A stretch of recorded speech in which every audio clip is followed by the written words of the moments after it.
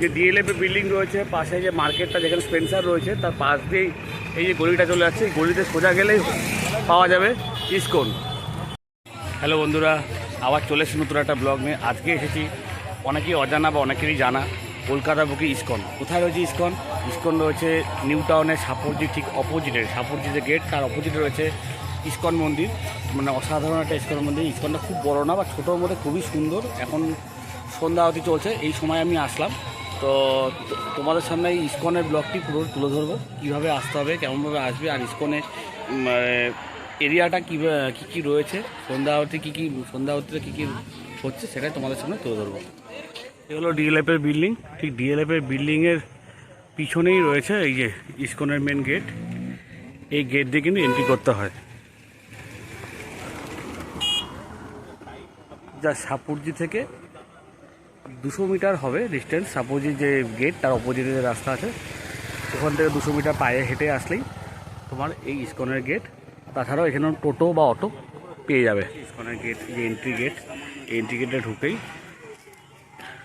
পাশে রয়েছে Gauranga food corner, ডান দিকে টয়লেট রয়েছে, টয়লেটটা পার করেই বাঁদিকে রয়েছে ইসকন। ওই যে দেখতে পাচ্ছ দূরে সাদা রঙের বিল্ডিং, এটা ইসকন। আর বাঁদিকে এটা রয়েছে রেস্টরুম টাইপের বলতে, মানে বৃষ্টি বাদল আসলে বা নর্মালি লোকজন মানে রেস্ট করতে পারবে বসে, বা ওখান থেকে প্রভুর নাম করতে পারবে। তো এখানে একটা রয়েছে ছাউনি করা, খুব সুন্দর।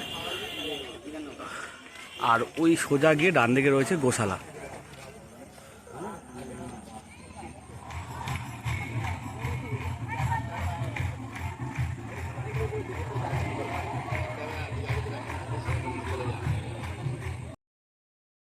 এখন চলে আসলাম ইসকনের গোশালার সামনে।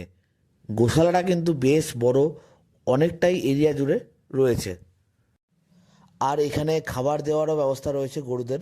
ভক্তরা চাইলে এখানে এসে গরুদের খাবার দিতেই পারবে।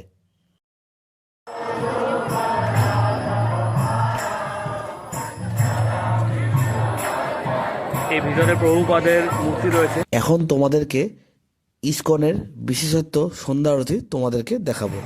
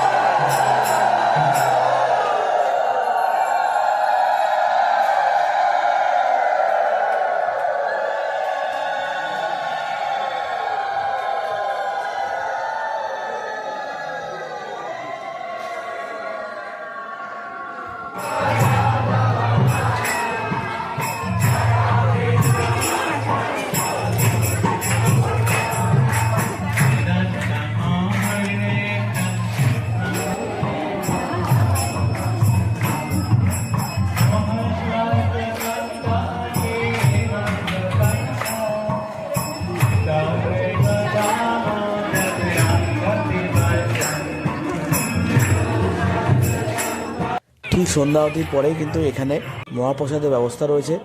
এখান থেকে মহাপ্রসাদ তোমরা পেয়ে যাবে তার বিনিময়ে যা ইচ্ছা তোমরা দান করতে পারো। এই ইসকনে যে এত ভিড় হবে আমি তো পুরো দেখে অবাকই হয়ে গেছি। তোমরা দেখতেই পাচ্ছ কী পরিমাণে ভিড় হয়েছে এই ইসকনে। এই যে সামনে দেখতে পাচ্ছ ইসকনের স্টোর, এখানে কিন্তু ইসকনের বিভিন্ন রকম জিনিসপত্র কিন্তু এখানে পাওয়া যায়। ইসকনের সন্ধ্যাআরতি কমপ্লিট করে আমরা এখন বেরিয়ে পড়ছি। এই যে আমি রয়েছি সাপুরজি, আমার পিছনে রয়েছে সাপুরজি মেন গেট, সাপুরজির বিল্ডিং। ঠিক তার অপোজিটের যে ডিএলএফ বিল্ডিং রয়েছে, পাশে যে মার্কেটটা যেখানে স্পেন্সার রয়েছে তার পাশ দিয়েই এই যে গলিটা চলে যাচ্ছে। এই গলিতে সোজা গেলেই পাওয়া যাবে ইসকন। এখান থেকে প্রায় 200 মিটারের মতো পায়ে হেঁটে গেলে, এখান থেকে টোটো বা অটো পাওয়া যায়, তো পায়ে হেঁটে গেলে ইসকন পাওয়া যাবে। এই সাপুরজির মেন বাজার, অটো স্ট্যান্ড সব রয়েছে। তো বন্ধুরা, ভিডিওটি কেমন লাগলো অবশ্যই কমেন্ট করে জানিও। ভালো লাগলে লাইক এবং সাবস্ক্রাইব অবশ্যই করে দিও। আবার আসছি নতুন একটা ব্লগ নিয়ে। আজকের মতো টাটা।